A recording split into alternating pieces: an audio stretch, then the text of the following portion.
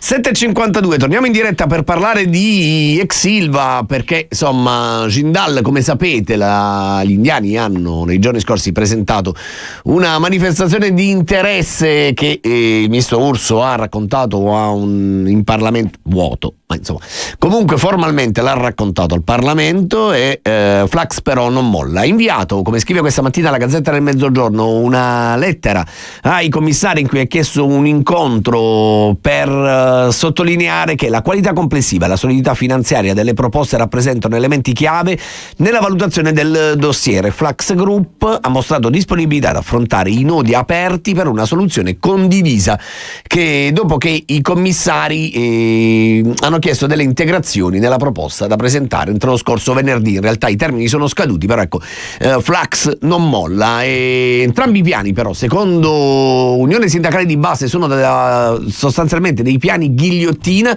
e il perché lo chiediamo a Franco Rizzo di USB, che è in collegamento con noi. Buongiorno Rizzo. Buongiorno. Allora, li avete definiti con Colautti due piani ghigliottina, perché? È chiaro, diciamo, rispetto ai numeri che stanno girando, che l'obiettivo è quello di liberarsi di una buona parte dei dipendenti della fabbrica. Piani industriali, io in tutta onestà non solo non ne ho visti, ma tra l'altro per le notizie che girano mi sono anche reso conto che pare che si cambi dalla mattina alla sera. Lo stesso Flax Group ha dichiarato, diciamo, tante cose diverse, almeno da quello che abbiamo letto dai giornali. Sugli indiani abbiamo già l'esperienza degli stessi indiani con Piombino, in cui hanno però oggettivamente non è la stessa società, cioè sono rami diversi, diciamo, della stessa famiglia, ma comunque questo lo dico giusto per onestà intellettuale. Sì, diciamo che a Piombino vabbè, è successo quello che sappiamo. A Taranto anche quelli sono della stessa famiglia hanno fatto quello che hanno fatto. Diciamo che in una condizione così delicata come si trova lo stabilimento in questo momento, noi crediamo che alla fine sia sciocco continuare a fare una trattativa sapendo poi alla fine che chi arriva non ci metterà tutti quei soldi. È illogico. E qual è la soluzione, Rizzo?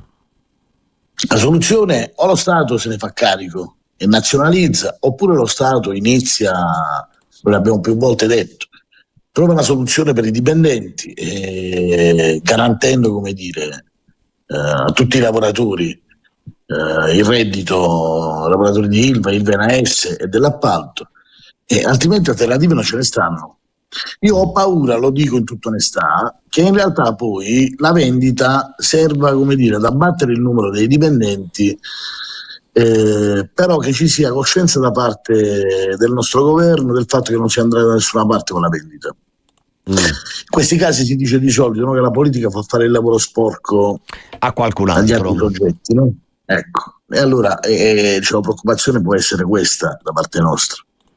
E allora avete in programma altri incontri, manifestazioni? Avete chiesto qualche delucidazione ai commissari, Rizzo? Noi abbiamo un incontro da fare, credo 30 o 31 di sto mese, gli ultimi giorni di sto mese, ma è l'impegno che hanno preso a Palazzo Chigi, in cui noi dovremmo finalmente entrare, come dire, nel vivo della trattativa, quindi i commissari ci dovrebbero dare elementi concreti rispetto a queste fantomatiche trattative. Poi chiaramente da lì si farà un passaggio con i lavoratori e si decide che cosa fare. E cercheremo allora, come sempre, di esserci anche noi e di provare a raccontare tutto quello che avviene. Intanto grazie a Franco Rizzo per essere intervenuto qui a Cittadella questa mattina. Buona giornata e buon lavoro. Grazie a voi.